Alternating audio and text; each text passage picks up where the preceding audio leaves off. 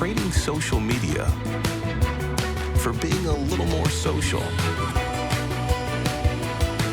Connecting with new friends.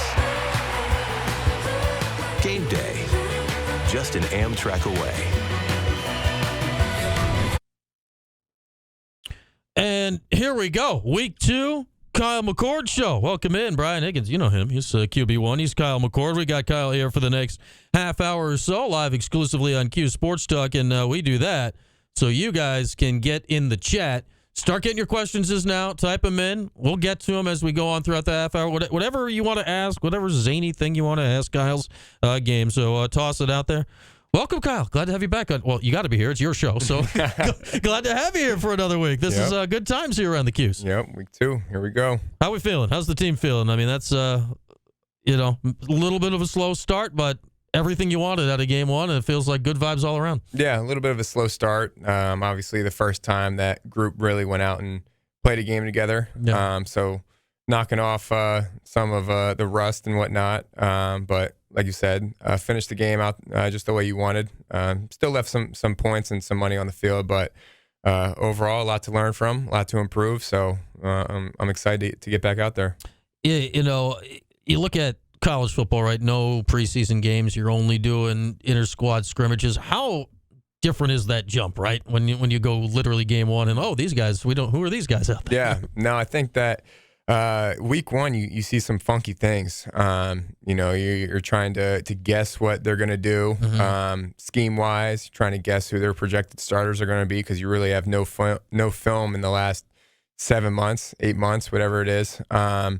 But I feel like the coaches did a really good job of getting us prepared. And, they're going to throw some looks that you haven't seen, so you just have to kind of trust your eyes and what you see and your instinct. And, I mean, the same goes to them. I mean, I don't know exactly what film Ohio was watching of us. I don't know. I mean, they were watching Ohio State film. I don't know what they were watching. Maybe the spring game. I mean, who knows?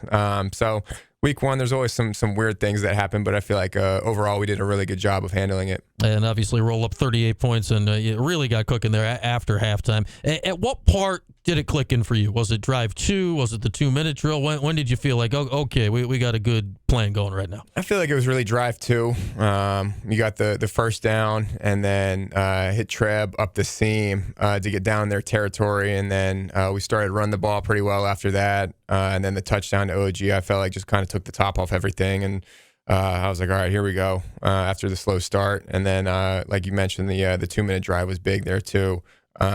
A situation that we've practiced a bunch, and then to see it come to life in the game, the first game of the year, the first 2-minute situation that we could have had, going down and scoring with 50 seconds left, that was big. Does that take a little, something off at halftime? Like, okay, we got the lead now. We can exhale a little bit. Yeah, 100%. A 1-point game going into half. I feel like that was really a turning point. Like, we could have either, put our foot down and started to pull away a little bit, or, let them hang around. So I feel like that was big, just for the momentum to go down and score. All right, we're looking at the chat here, and everybody hop in the chat. We'll take questions throughout our time together here. We got a lot of congratulations for you in the chat here from Jen and Sport Boy and Tom and a lot of people out there. Jen wants to know this. How'd you feel about the O-line? Did you feel protected back there in game? Yeah, the O-line did really good. I took 1 sack. That was probably my fault. I feel like I just kind of spun out and slid the wrong way in the pocket, so that was my fault. I feel like that was the second quarter. I'm not sure. But other than that, they kept me upright pretty much the entire game. Ohio, they ran some good blitzes. They're well coached. They had a good scheme. And I feel like they did a really good job of picking all of it up, passing the blitzes off and keeping me upright, allowing me to see down the field. So big shout out to them. And I feel like really we started to run the ball pretty well too, especially in the second half. We got things going. It was one we talked all week, and we were just speculating, guessing. I say all week. We've been talking for months. Fran talks about physicality. You want to run the game, and we saw the clip on one of the all-access shows. We want to run the ball for 3,000 yards this year, and LeQuint get 1,500 yards. You came out throwing it around a little bit. Was that a game-specific thing? Obviously, LeQuint still almost got 100. How do you balance those two things on a week-by-week? Yeah, I think that's honestly a good problem to have when you know you can throw it, because we have a lot of weapons on the outside. But then we have obviously LeQuint, who's a really good back, and then Will Nixon, another really good back, and then Yasin Willis, another young guy who's going to be a really good player who can contribute for us right now. So just kind of balancing what we want to do in offense. Like you mentioned, we came out passing the ball, I think, on the first 3 plays, and then after that, really started to try to establish the run, which I felt like we did, and that's when we started to score. LeQuint also, I mean, he had 4 catches, right? How valuable is it that he has that versatility to him? Man, he's special. To have a guy who can run the ball like he does, how tough he is, his vision, his cuts, it's elite. And then you add in his route running and his hands. I mean, the one-handed catch for the touchdown was that was sick. That was something, man. Yeah, no, that was sick. I mean, even if a receiver made that catch, that would still be a really great play, let alone a running back. So I feel like that just kind of showcased who he is as a player. I feel like you can line him up at receiver, you can line him up in the backfield, and he's gonna have success. All right, we're checking on questions here from the chat. All right, here's one for you. This is from a J Barron22 in the chat. A J Barron22. He says, "What's up, Kyle? Who's your favorite teammate to play with?" I wonder who that is. From a J Barron22. Probably somebody in the secondary, Senko or Deuce, Devin Grant, Clarence Lewis. I feel like I'm missing somebody. I don't know. That's 4 guys. That's enough, right? Yeah, that's enough. That's the normal amount you have in the secondary. Yeah. I don't think you're. Yeah, I don't know if you're missing it. Or number 8, Yazid. Yeah, he's good too. Yeah. Good to throw with. My favorite number 8. Yeah, it's good to have those multiple numbers coming in handy these days. Yeah, it does feel like a loaded question. Whoever that J Barron 22, I don't know a Baron that wears 22. That's confusing. That's confusing. Justin did get put in a tough spot right in the game. Marlowe, I mean, tough to watch him go down like that. We know this, like on offense, whomever is playing quarterback is going to have the helmet communication. On defense, it's normally the middle linebacker. Marlowe goes out, like Justin's got to roll with that. How tricky do you think that is on the other side of the ball where it's not like offense where we know what the QB is every play? No, they handled it well. Obviously losing a guy like Marlowe, not ideal, but I feel like the defensive staff did a good job of handling it. And I still feel like the defense played well even when Marlowe was out. Made some really big stops. James Hurd stepped up, made a really big play, got the interception there late in the game. So shout out to them. I feel like they handled adversity well and really did their job and kept them out of the end zone. All right, Darth Rail says we need to get this Jay Barron guy on the show sometime. All right, we'll work on that for the future. There we go. Invitation is open to whoever this Jay Barron is. I don't know. We'll be rotating in guys throughout this. Everyone had class today. Everyone's going to class? What's the deal here? I mean, that's a lot of learning. That's what Fran wants us to do now. Come on, student Fran. athlete. Come on. We can't skip one class. No, we're not advocating that. That would be a very obvious class skip. Yeah. If you were live on the internet at the time you're supposed to be in class. Can't even lie about it and say, oh, no, I was there. I was in the bathroom and they did a sentence now. No, it's just you're time stamped on the internet of where you were. All right, this is from Jackson Arnold in the chat. How did the Ohio game prepare you for the Georgia Tech game? I feel like Ohio's a good team. And, I mean, I feel they are a good team. Yeah. 2 back-to-back 10-win seasons, very well coached, some really good players on both sides of the ball. It would not surprise me if they go to win the MAC this year, with how much talent they have. And so I feel like anytime you can go against an opponent like that, week 1, they threw some different looks at us, tested us in a few different ways. That's really good. That's really good for us to go into conference play now and play another really good team in Georgia Tech. So it was a really good week 1 opponent. I feel like we did a good job of handling, like I said, kind of the oddness of week 1 and some of the things that you might not expect. And so now having the ability to go and watch film on Georgia Tech, having 2 games on them, I feel like will put us in a good situation to have success. Here's a question from Edna in the chat that kind of goes into that. It wants to know, what do you see in the Georgia Tech secondary through 2 games on tape? Like, A, what do you see? And B, how far into that process are you? Have you watched it all? Where are we at on a Tuesday in that process? Yeah, so I've watched both of their games so far this year, and then I'll start to break it down situationally, first and second down, watching their third down looks, watching red zone, whatnot. But their secondary looks really good. Really good athletes, really good players. You can tell they know their scheme extremely well. You can see them communicating out on the field, and they always line up in the right spot depending on formation and motions, and they do a good job of that. And I feel like on top of that, they play extremely hard. Watching the Florida State game, that was the first thing that jumped out to me. I feel like across the defense, just how hard they play, they hit, they're sound assignment wise. So it's going to be a good test for us. I'm excited. All right, whoever this J Barron 22 in the chat is says blocked. He didn't like your answer to that. Like, well, I don't know. I thought Kyle named a lot of people. I heard a lot of names. Heard a lot of Jersey guys. Kick him out of the chat. Yeah, I don't know. Well, I do have that power. We have that power. We have that technology, Kyle. We can make that happen. So we're taking questions in the chat. Kyle McCord Show every game week Tuesday right here in Q Sports Talk. So don't think when we're not doing a show next week that we're like, no, we've canceled the Kyle McCord Show. No, it's just there's a bye week in week 3. That's weird, right? Week 3 bye week? I don't know about this. It's a little odd. I don't think I've ever had this a bye week this early. Yeah. But I mean, I'm not complaining necessarily. I feel like, sometimes it's good to get a little bit of a reset, but it does kind of suck that, you get 2 games and, the rhythm, right? Yeah, you get going a little bit and it's all right. You got to wait, another week to play. So make the most of it. I guess the good news this season with it, Kyle, is, in some ways, this is just depending on the calendar hits. This year, it is a 2 bye week season. Like, it would really stink, right, if you had a week 3 bye and then just had to go, right? Yeah, that is true. Kind of separating the season, I feel like, into 3 different segments. So okay. Yeah, because the second bye comes up, when is it, middle of October, and then you go again till the end. So we talked about the Georgia Tech secondary a little. Jackson Arno wants to know about their defense as a whole. What's popping about this defense that you're like, okay, this is a thing we got to watch out for? Yeah, really good D-line. I feel like they're versatile on the D-line to where they have really good run stoppers, really good pass rushers, and it shows on film. They get to the quarterback. And then they have some really good linebackers too. Number 44, their middle linebacker, is a really good player.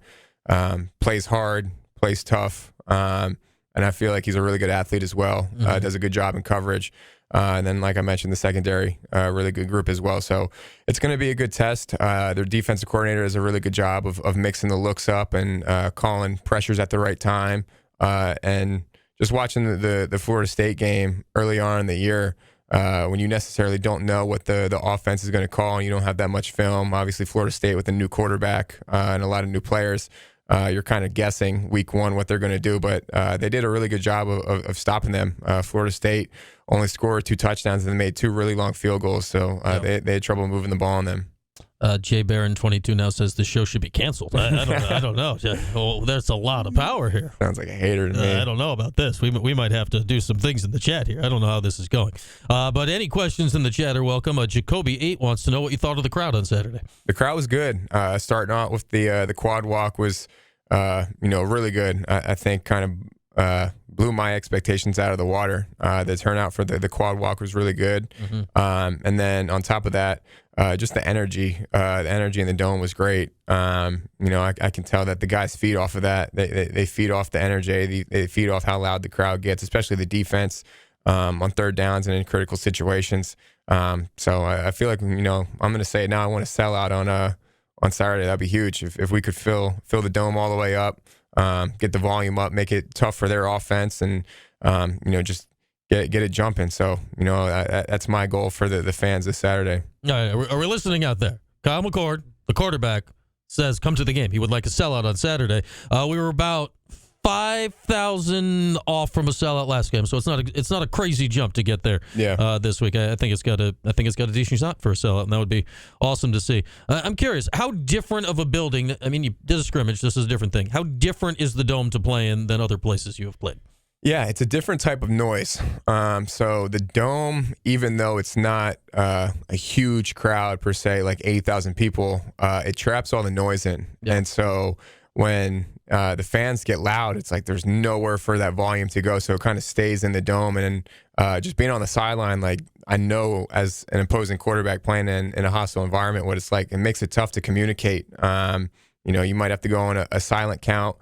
You can't tell your receiver, what you want, and then, like a hot check or something like that. It makes it tough to communicate. And so when the dome gets loud, like, it's going to be tough for opposing offenses to communicate and get everybody on the same page. And then on top of that, A lot of teams relying on the headset now to communicate the plays to the quarterback. And, when fans get loud, it's tough to hear what, the coach is trying to say in the headset. And so you're often right during those circumstances. You're on the sideline on the headset talking to your coaches, watching the tablet. Is it hard for you to communicate that when you're trying to, review the last drive? Yeah, I have to put my finger over my other ear that's, not on the headset and just try to hear what they're saying up in the box and trying to communicate. And, I can tell without even watching the game when it's a third down, when we get a big stop on defense, like I can just tell by the energy of the crowd. So it's always a good sign. Yeah, that's always good. That gets you ready to go back out there again and get prepped for that. All right, this from Jackson Arno in the chat. How much of a weapon is Trevor Payne in this year's offense? Yeah, I feel like he's the Swiss Army knife of the offense. And I feel like he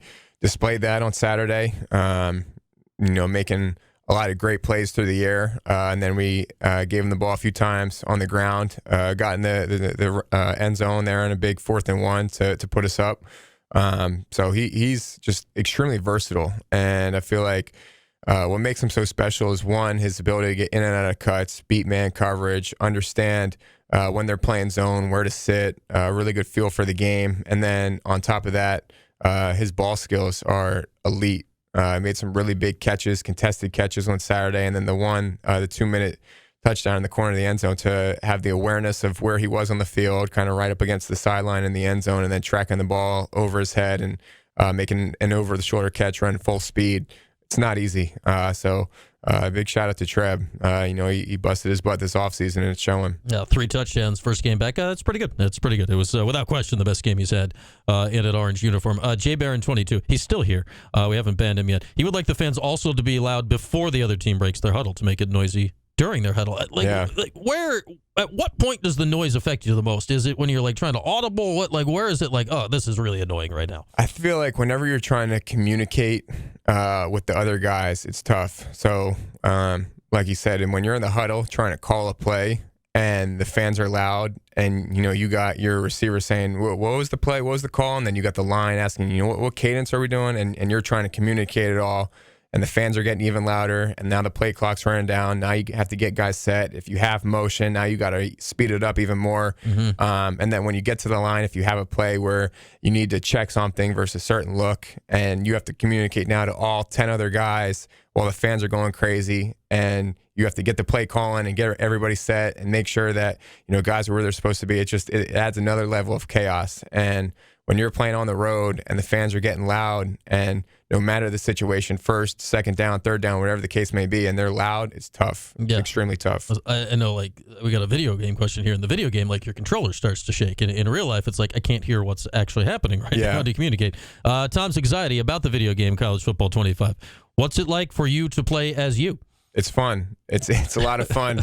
I get competitive on the game. That's probably really one of the only video games I'm pretty good at, just because I can read a defense. That's got to be helpful. I'd hope.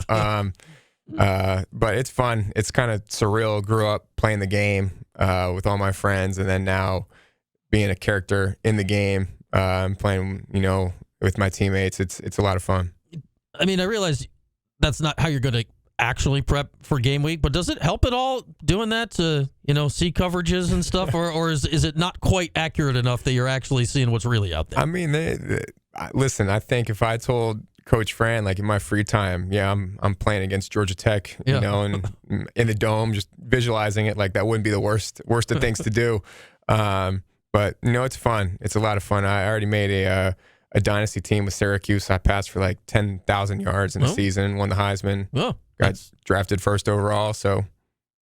Well, that's all good. That's all good. All right, no pressure, so go do that. Go do that. No, exactly. Just got to do it in real life. Yeah, you got 354 right now, so we got 9,500 to go. There we go. You'll be right there.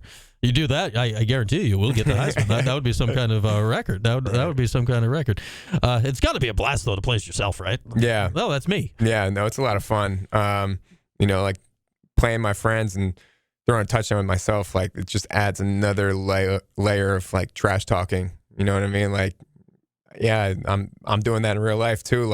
You can't stop it. Just having fun. But it is pretty weird. When you do throw an interception, I don't know if I'm mad at myself on the game or mad at myself for making that decision in real life. Are you a controller breaker guy or no? No. Good. Yeah, no. Those are too expensive now, right? You can't be winging them around. No. I never was. Couldn't do that. Okay, there we go. All right, Giants season 08-12 wants to know, is there a play you want back from last week?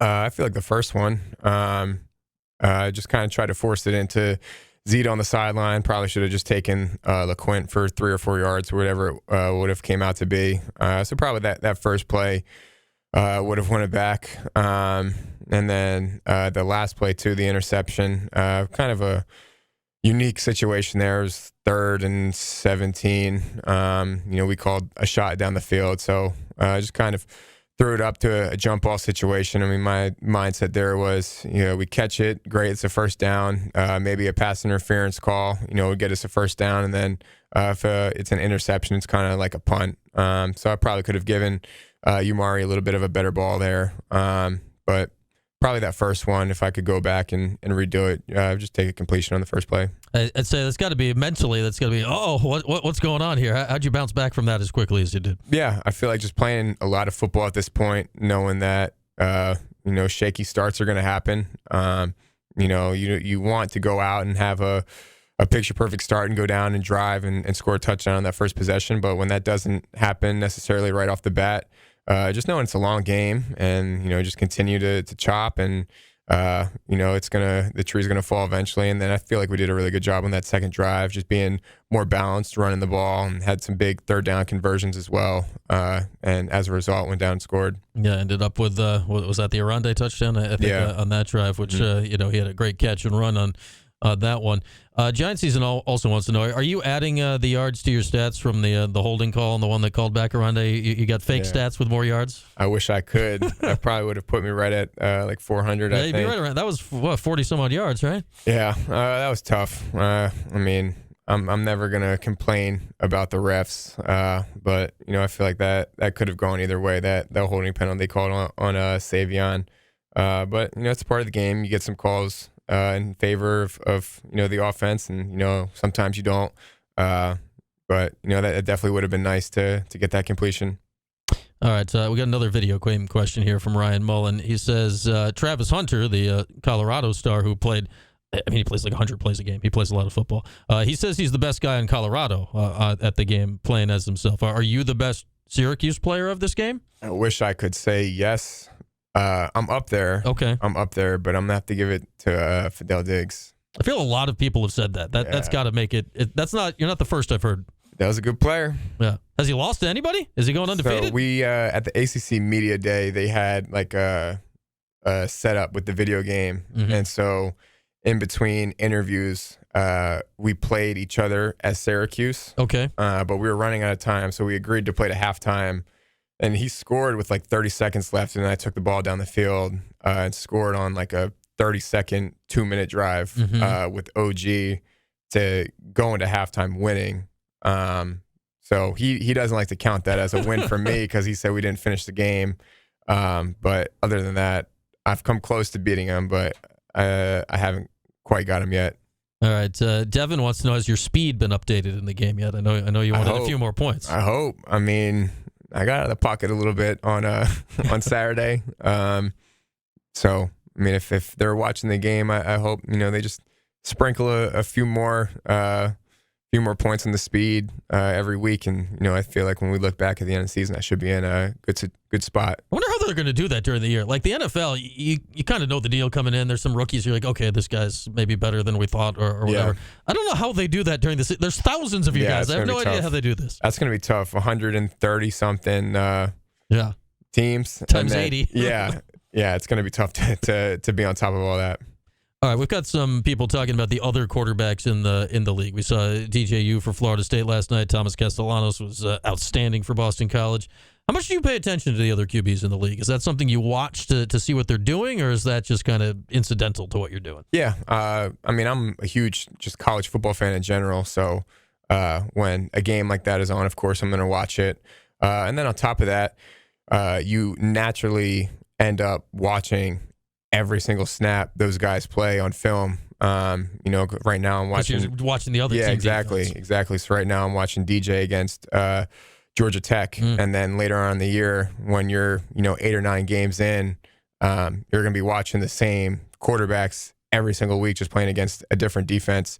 So I feel like it's a lot of fun watching those guys and seeing what their offensive coordinators try to do and the different schemes they run, and then just watching those guys make plays. It is a lot of fun. Orange Johanna wants to know, how bad are the ice baths after the games? Are they not fun? I know they're necessary. Do you like getting in there or no? That might be the worst part of being a Division I athlete. I don't do cold showers. I don't do cold water, but they make it mandatory. I know it's. How long do you got to stay in there?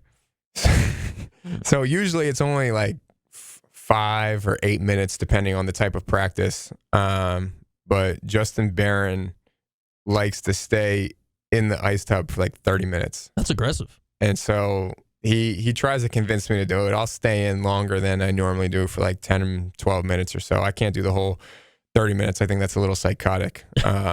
But yeah, it's not fun. I'd say you would have achieved probably the muscle recovery somewhere maybe before the 30 minutes is up at that point.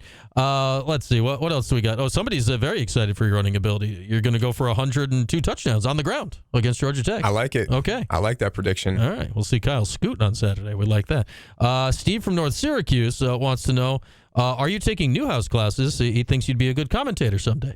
So I'm not a Newhouse major. So when I transferred in so if I wanted to be in Newhouse, 60 of my credits from Ohio State would have already had to be in. Would have transferred. So that means I would have needed 60 more to graduate, and that's about a year and a half, 2 years. Or I could have done another major, just another regular communications major, and transferred 90 of my credits over, and then only had 30 left to graduate. So that's the route I chose. But maybe one day. Have to use my connections here at Syracuse to get in the broadcasting booth. All right, I think you know some people now, so we might be able to make that happen. Yeah. So what are you doing, VPA or what school are you in? It's called CRS. Okay. So I'll graduate this December. All right, that is Communications and Rhetorical Studies for people who don't know what the acronyms are around these parts. All right, so what else we got in the chat? We got just a few more minutes left with Kyle. I don't know if do you have an answer for this question? What game are you most excited about this year? Honestly, the next game. Really the first conference game, first time playing in the ACC for me and a lot of the other guys that transferred in. And, a really big test to start out the year. And so I feel like everything kind of played itself out quite nicely to shape this game up. Two teams that, are undefeated up to this point, looking for something to prove. Looking to make an early statement in the conference. So, I'm excited for this game coming up. All right, Devin in the chat wants to know, this is going back to other quarterbacks in the league. Do you know Haynes King at all, your counterpart this week? I don't think I've ever met him. You get to know a lot of the guys throughout the camp circuit. Obviously, like a lot of the guys in my class, 2021, doing camps and stuff like that, got to know him. But I don't think I've ever... Maybe once I've met him, but other than that, because he's a grade older than I am, so okay. we were never in like the same kind of camp circuit. I forget where he's originally from. Obviously started at Texas A&M. I don't recall actually where he grew up. Yeah. You're wearing a Manning Academy shirt right now. Yeah. What's it like hanging with those dudes? It was a really good time. It was my first trip to the deep south in Thibodaux, Louisiana. Yeah. It's a different world down there. Yeah, it's a different world down there, but it was a really good time. Just being around, I think it was like 50 other college quarterbacks. Wow. Just talking to them was a lot of fun. And then obviously being around the Manning family, it's like quarterback royalty. So just picking their brain a little bit, and then coaching the young guys as well, meeting kids from literally every single state was represented there. So it was a fun time. Did you see Eli joined Instagram last week? No, did he? Yes, he joined it, and his initial post, I'm a Giants guy, so it's not gone well since he retired. But he's like, I've learned how to crop. So every picture was him and Peyton, but he had like Peyton's arm, and that's it. And he just cropped Peyton out of 8 pictures. No, those two, when you put them in a room together, like you're especially with Cooper as well. Like they're a funny mix of guys. Okay, Haynes King, he's from Texas. Devin says in the chat. That makes sense. He went to Texas A&M initially. That makes sense. What else we got? We got time for maybe one or two more here with Kyle. How was Fran in the first game? He said he was nervous after. Did he feel nervous?